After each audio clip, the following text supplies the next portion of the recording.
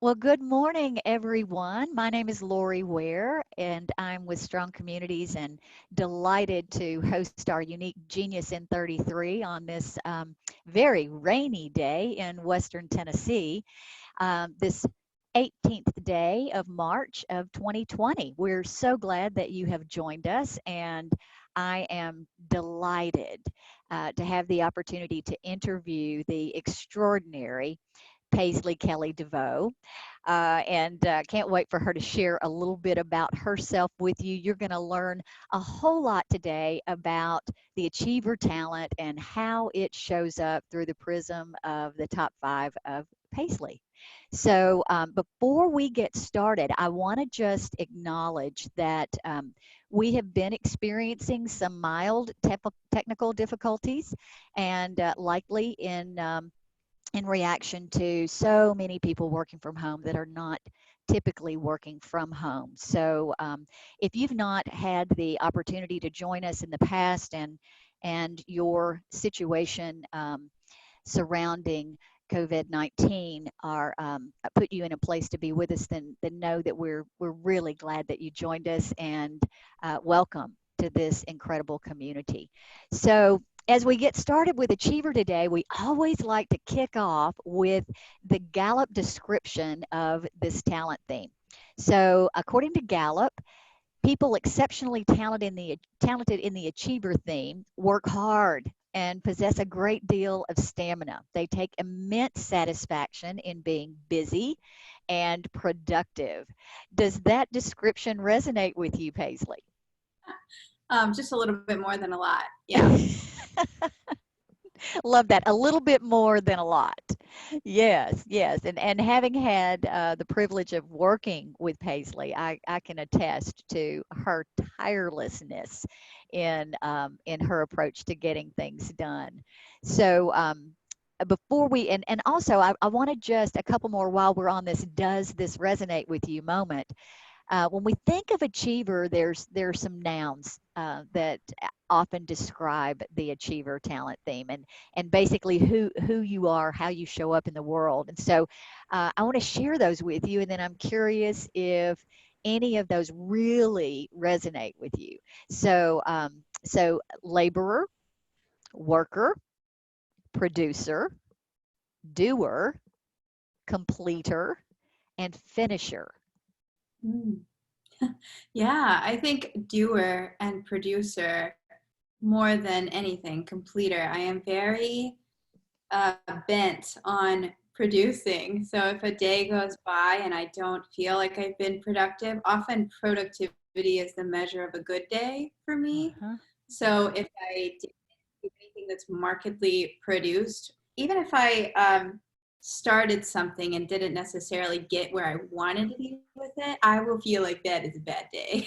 Which is, I know that it's still, those things drive me. And I often talk to other people in terms of, well, what did you do today? And what I'm looking for is, what did you accomplish today, Yes. generally? Yes. So do you ever feel like you've done enough? I think that is no, I don't think I do. I'm trying to answer that as honestly as possible. And no, I think that most days I think, oh, here's 10 things that I didn't quite get done, and I got to get started on them tomorrow.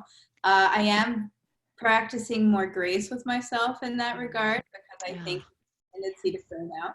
And I'm sure we're going to get to that a little bit later. But I'm doing my best to just recognize that not all achievements have to be task based. Sometimes they can be rest based. So if I need a day of rest, I'm learning to code that as being productive as well.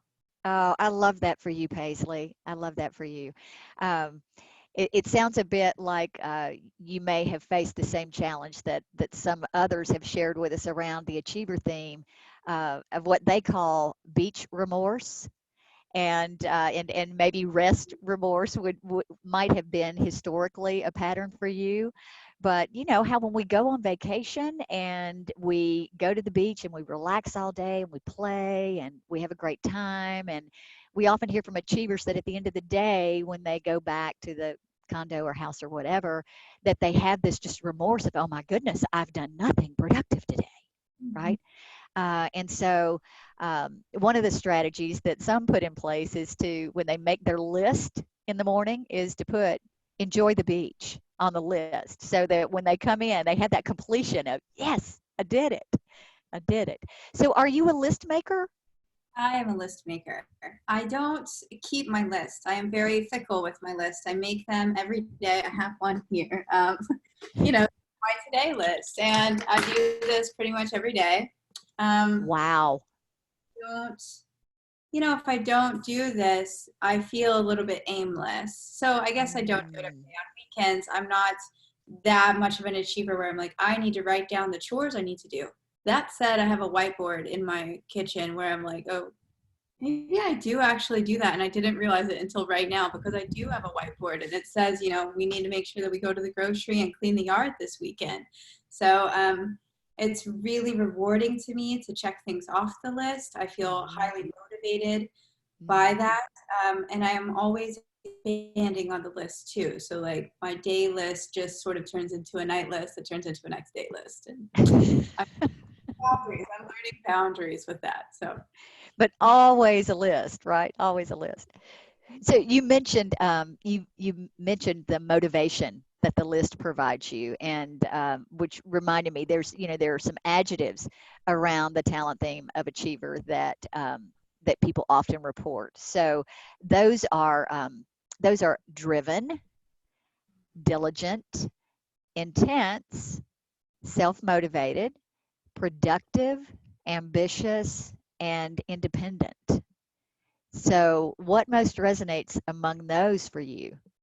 I think, I've learned that intensity and independence are two that I've struggled with a little bit, because I think that, especially for women, and this is a little bit of a side track thing, but we get this label of being too intense when we really want something. And so my work has always been very important to me, no matter if that's like my personal hobbies, which are writing and reading, and kind of creating, or my actual workplace, or school when I was back in school. And I approached all of those projects with an equal level of intensity. And sometimes I felt like I needed to shy away from that term because it felt like a negative term. When I always felt that it really served me to be as intense and sort of focused on whatever it was that I was trying to birth into the world. I've learned too that independence is a similar thing. We're in a world that values a lot of teamwork, and I'm lucky. I know we're going to touch on my other top 5, but all of my other 4 are highly based in the influence and relationship building domains. So I have this love of teamwork and this love for people. But I think at the back of my head, I always know that I'm kind of working in a team, but working independently outside of that team too. I have just a standard for work that I feel like a team can produce, and then I need to be the editor at the end to make sure that it's up to the level that I expect it to be. And I think that has served me really well, and that I'm learning ways to finesse the relationships that bring that work to the surface, so that people feel valued in what they produce, and that I could just sort of polish it up and present it as it needs to be presented. What a beautiful way to articulate, without stating your top 5, how you cannot help but be, and who you cannot help but be in the world. And for achiever falls into the executing domain of strengths, and it is about completion. And what I typically observe in folks who have achiever high, or have it in their top 5, is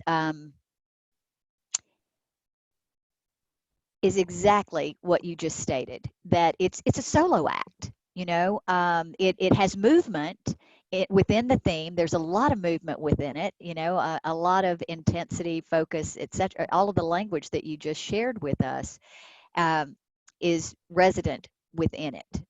So thank you for that. So you look so you just you look like a China doll. I just have to say that out loud. I'm just for those of you who know that Paisleigh and I have a long-standing relationship. We don't get to visit very often, and so it's such a privilege to get to do this with you. So if you will take a couple of minutes, Paisleigh, and tell us about who you are, where you're from, and what you do. And then if you'll close with your top five, that would be awesome. Sure. Okay, my name is Paisleigh Kelley DeVoe. I am Lori's former executive assistant. We met in Nashville, where I am from, actually at a funeral, my husband's grandmother's funeral. And Lori approached me after I eulogized Julia Brown and said, "Hey, I like the way you talk. Only, a little bit, a little bit more condolence than that, given the circumstances." And she said, "I have sort of a space in my world for a communications assistant, and if you're open to it, you could fill that role." Which I did. I stepped into that because I was freelancing at the time and doing a lot of work with small businesses, and that's what grew our relationship. And I loved working from you. I loved having the ability to kind of see Strengths Genius grow and flourish, and now Strong Communities taking root. That was really exciting for me. So I currently live in, yeah, it's still exciting. So I live in New Orleans with my husband of 2 years. We've been together for 13 years. And we are working from home this week, given what's going on in the world. When I am not working from home, I work at the Harry Thompson Center, which is a low barrier homeless day shelter. And I do their PR coordination, so all of their communication, outbound and internal, that's up to me. And I really love it. I love anything that has to do with serving a higher purpose in life or helping those who are disadvantaged. So this just like speaks to my heart. It's given me a great opportunity to have some community touch points, which I was missing before. I loved working for Lori, but telecommuting was hard for me because I didn't get to interact with a lot of people. And my number one talent is woo, which is winning others over. And that requires like constant stimulation of other people to feel happy and fulfilled. So I was missing that. And I've been really lucky to sort of fulfill that in the center, just in talking to homeless people each day, and then also our staff and volunteers. My other strengths in my top five are empathy, connectedness, and communication. So again, like they're kind of all revolving around the same little there of really just having deep and true love for people, for finding what connects us all, for finding deeper meaning in my relationships, for being able to articulate what I see as valuable in somebody, and kind of helping to develop and bring that out in them and let them, I don't know, communicating what people need to people who can give or, respond to those needs. Basically my job. I mean, I tell my homeless brethren that I am just like them. They stand on the street and they fly signs to get money, and I appeal to donors to get money to serve them. So we are all the same. I fully believe that. And I feel like my achiever talent serves not only myself well, but other people well. And I'm happy that my values are aligned with something that kind of serves a greater purpose than myself. Wow. Thank you, Paisleigh. Thank you for being you. Thank you. I'm curious as we, as the numbers around this virus increase, and as we are basically under assault of just a lot of challenges and uncertainty, and each and every one of us navigating that in our own way. I'd love to hear how, if it's achiever, that's awesome, but which one of your top five do you feel like is really serving you during this time of uncertainty? Mm-hmm. I really do feel like connectedness comes to top of mind. I think that I think that one, connectedness kind of explains the spread of a pandemic anyway, right? Like it's contact, close contact in a physical space that is allowing this to happen. But I Mhm. think it is the spiritual connectedness, this idea that we are all one body, we are all one planet, that is in my heart so much right now, because it's what we make of this time, it's what we do within it that's going to determine the next little bit of time for humanity. And I am highly aware that what I am doing by staying home and self isolating is impacting the health positively, I hope, of other people who would be maybe immune compromised. Yes. It's hard. To be, I want to be at my shelter right now. I want to be helping, but it's not smart for me to do that because my husband has the flu and I don't want to infect anybody. So, so I think that just having this knowledge that everything that each of us do on a daily basis is impacting somebody else, there's a ripple effect, is giving me some comfort that staying home and not being social in the way that I'm used to being social is a smart Mhm. move. And I hope that other people are also kind of taking that call Yes. seriously, taking it to heart, thinking of others in this time. Yes, absolutely. And it is an uncomfortable it's an uncomfortable situation for many. To be isolated in a sense. And so I know that for us, we're looking at ways to convene people who have all people.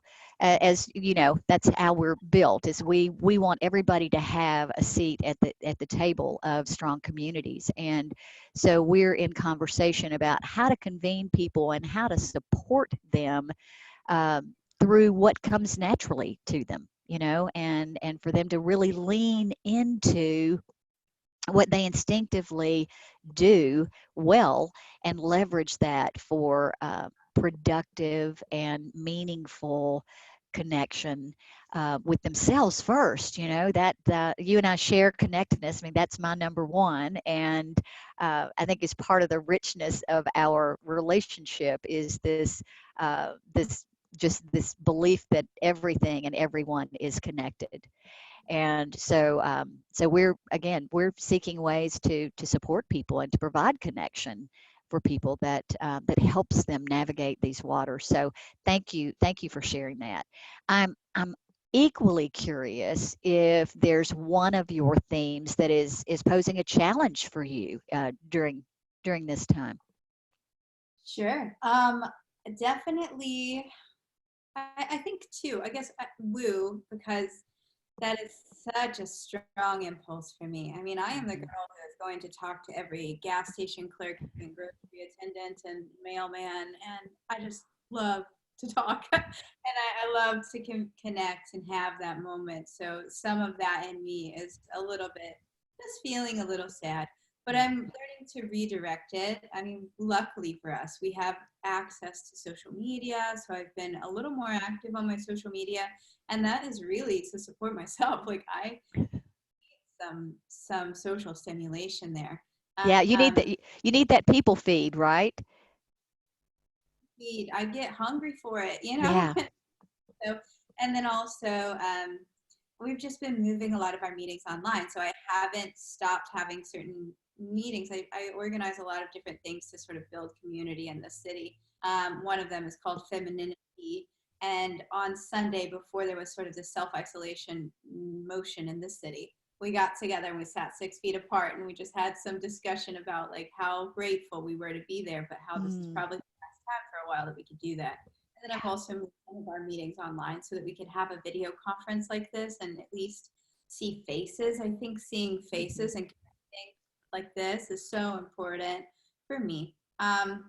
The other thing is empathy. I think that my empathy is Mm. I'm just a well of empathy right now. I want to know what I could do to help. I mentioned that my husband is very sick, so I've been doing all of his chores and my chores, and I've been a little bit strapped, but I don't feel like I'm depleted at all. I just feel like this. I just feel the need to give, you know. Mm-hmm. Um, Mm-hmm. I'm grateful that I'm in a position to do so. Achiever is okay. Actually, I guess to touch on that, because I'm working from home, I was a little nervous because so much of what I need to do is like at my actual workplace. But there's a lot that I need to do that I don't have time to do at work because I'm interfacing with so many people. So now it's kind of neat because I can just sort of create strategy at home and redo our website from home, and that's been a good experience as well. Oh, wow. And such a productive use of the time, right? I heard I saw last night on it was one of the Memphis news channels, and they had their weatherman deliver the weather from his home office.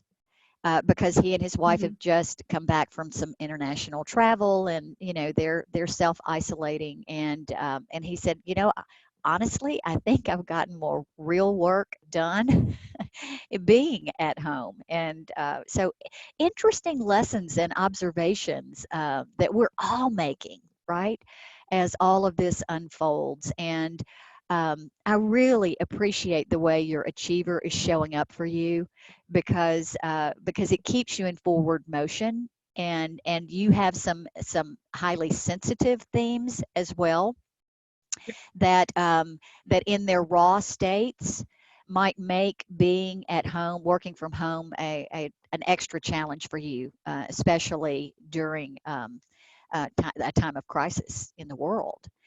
And so love that need, like that whisper of discontent is what it's referred to, of you complete something, and there's this burst of yes, and then right on to the next thing, no pausing to celebrate, let's just move into the next piece. And so the fact that you serve the population that you do, and that you are such a connector in the New Orleans market of people and resources, um, it's great. It's great to hear that you are in a highly refined state of using that achiever to continue to serve the world in the way that you do. So, um, so it in beyond what we've talked about around achiever and how it's serving you, is there anything in particular that you just love about the fact that you get to have achiever in your top five? Oh, yeah. I mean, I think, just to draw from other literature that helps us with self-understanding, my love language, if y'all are familiar with love languages, Hmm. is words of affirmation, which means that I need a fair amount of praise to feel loved. And I think that my achiever, part of my identity, really lends itself to that, because I know if I don't know anything, I know that I'm a hard worker, and that if something is put in front of me to do, specifically if it has like a good outline, a good set of goals that I can latch onto and really understand, I'm going to work. And that often leads to praise, because I'm not going to finish that work until I think it's excellent. And so I feel like I've been able to, like, I get to feed this part of me that needs a little bit of that affirmation Uh-huh. just by giving what I have to give, and being a little bit celebrated in that. And, I think that there can be a tendency to negatively evaluate praise Truth. or praise seeking. But Mhm. I think for me, important and it's valid, and it doesn't overtake my whole life, but like this is helpful for me. I'm proud of the work that I've put up, you Yeah, know. as you should Um, be. the natural, I think the natural next question is like, how does this not serve you? Because all of our talents in one direction or the other. And so, there was a period of time, and I knew you during this period of time, where I was really struggling just with like figuring out how to fine tune my efforts and figuring out where to spend my time. And what my place was. I had a few hard knocks just in like losing people who were really important to me, my grandparents being foremost on that list. And I was a little bit lost. And so in that period of time when I didn't have the structure to support my achiever, I felt really bad about myself. Like, it affected my identity to a great degree to not have these larger external things in place that really validated this part of me that needs that bit of praise. And I was resistant to it. I was upset with myself for that. I think I just broke up a little bit, but I really was. Uh, I felt dim. I felt like the light inside of me was dimmed, and that I wasn't sure how to get it back again. And once I healed from those experiences and was able to have energy again to sort of put towards achieving these things, and finding my current position and really refining my efforts in a way that supports me instead of just sort of like all over the place. It's been so good, and I feel so much more centered and right with myself, you know? Oh yeah. Oh yeah. There's something indescribably fulfilling about when your strengths, your natural patterns of thought, feeling, and behavior intersect with your passion. And I mean, it really is. There really, for me, are no words that adequately describe that experience. And so, what you've just shared um, is that you went through some extraordinarily challenging times that that you almost needed to cocoon, but to protect the light that was still able to make it through, is what I'm hearing. And you please correct me if I'm wrong. But that birth canal, if you will, um, incubated everything that needed to take place for you to step into this role that discovered you, you know, and Yeah. so it's beautiful. It's beautiful to see on you. And so from my lens of connectedness, that just what you described is uh, very consistent with what a lot of people are feeling right now. Is that there's a lot of what feels dark around us. There's a lot of thoughts of fear, of all the possibilities from a state of fear. And so I want to ask from your lens, and having been through, if you will, a dark night of the soul, and what would you say to our listeners and those who are watching this in the months to come, as we're just in the initial stages of all the unfolding of this? What would you say as encouragement based on your experience? Yeah, I'm glad you asked that question. I've been having a lot of discussions about this, as we all have. I think it's kind of the only thing that we could talk about is this COVID-19 outbreak. Um, but I've encountered people who really view this from a place of cynicism and darkness and fear. And I understand that. I think those are natural reactions, especially for those who are asked to be on the front lines of this. My friends who are doctors. My mother is a grocery store supervisor, and she is, they're not reducing her hours. She's right there all day, and they're out of everything, and she's dealing with panic face to face. I think that we all have the opportunity to understand what it means again to have time for reflection. Mm-hmm. I think our society doesn't value time spent alone, and this is going to shift that perspective kind of in a global way. Like, we are all asked to stay home, which gives us space to be quiet, to be contemplative, to have more moments in the day that aren't necessarily bogged down by transporting yourself to your workplace or in between meetings, or just the chaotic energy of having to manage 15 things in 15 minutes. Like, Yeah. this is a different space that we get to occupy. And I think that's a privilege. I think that even though what's going on around us is chaotic and difficult and scary, there's a lot that can be very beautiful about this. Mm-hmm. We get to be with our families, our pets, our loved ones. We get to reach out to people and connect in a meaningful way via video Yeah. conferencing or phone calls or messages. That's helpful. I think that on the other side of this, what's scary is a lot of the financial uncertainty, and that fear I can't take away.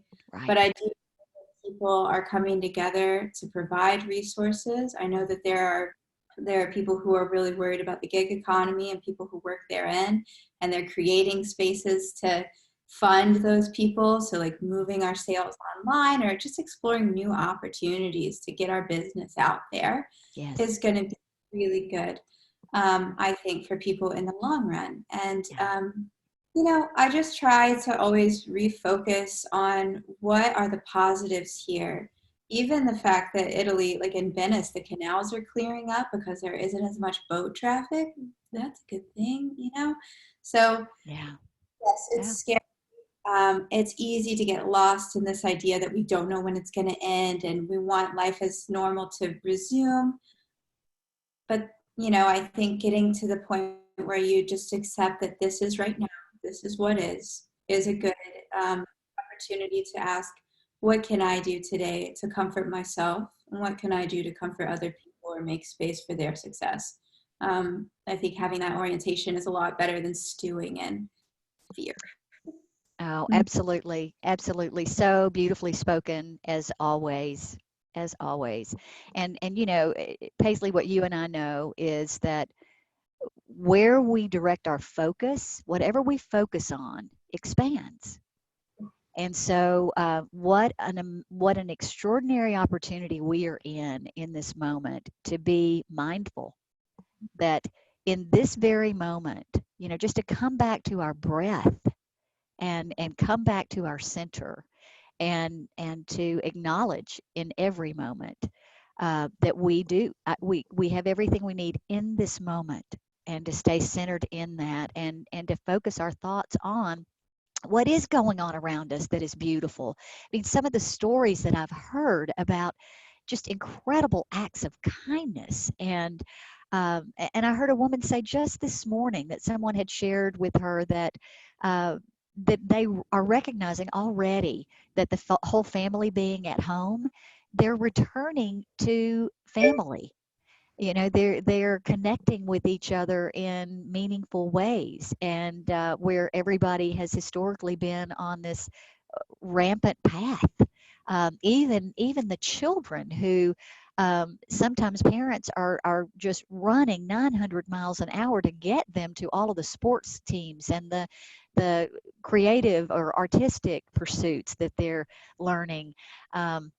That there's just no time to breathe and be present with each other, and that already is surfacing for them as a blessing. And so I echo your comments about what can I do today to make a difference in this situation. How can I encourage someone? How can I make connection with someone and encourage each other? Just this morning with a dear friend, we did a Zoom conference, and we pinky swore that if we felt like we were getting into that spiral of fear that can just take you to a really unhealthy, unproductive place, that we would be each other's SOS of, hey, I'm having a moment where I'm really having a hard time finding my center in this wave of challenge. And so, I want to encourage everybody to find that SOS partner. And I want to close with one more question. We're a little bit over, but I just think it's important for people to know this. We all know and love people who have the achiever theme. You know, it is one of the most prevalent worldwide. I think it's in the top two.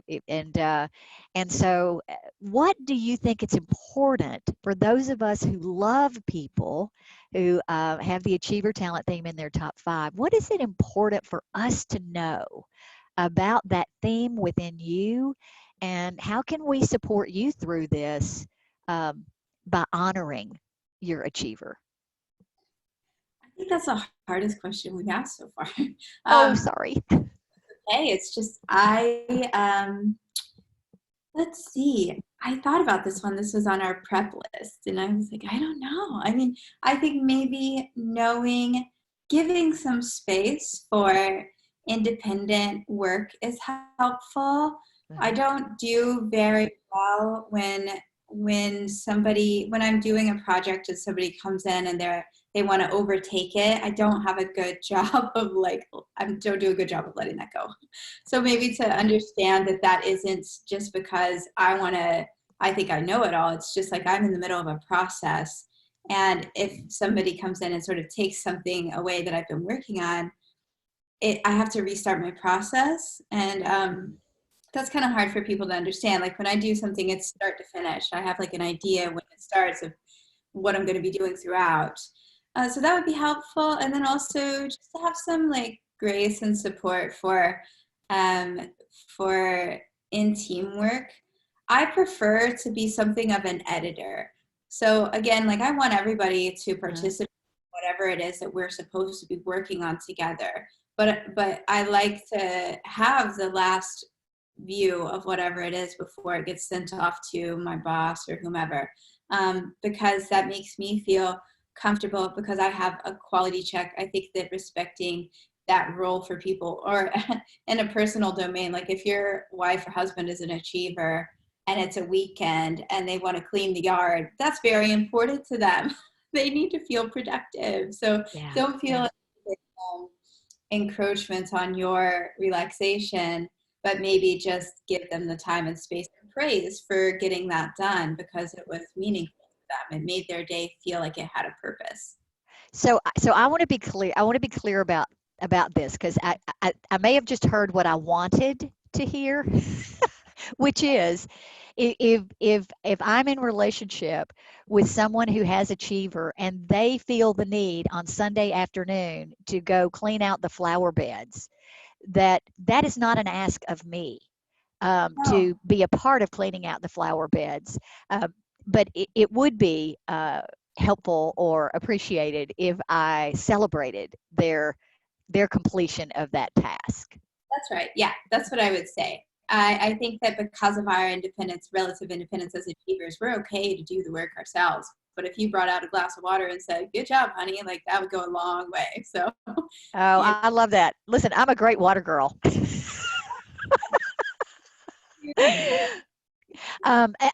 Paisley, we could talk for the rest of the day, and I would relish that. Um, we've gone a little bit outside of our boundaries today of our 33 minutes, but oh, what a joy! What a joy, and thank you for the privilege of some insights into your achiever and beyond, and thank you for the great work that you're doing in the world. Um, you and Remy stay safe, and I hope Remy feels better soon. And thank you all who are listening and watching this. We appreciate you. Um, we wish you the absolute best, and please stay safe out there. We look forward to speaking with you again soon. Thank you, Lori. Thank you. Ciao for now.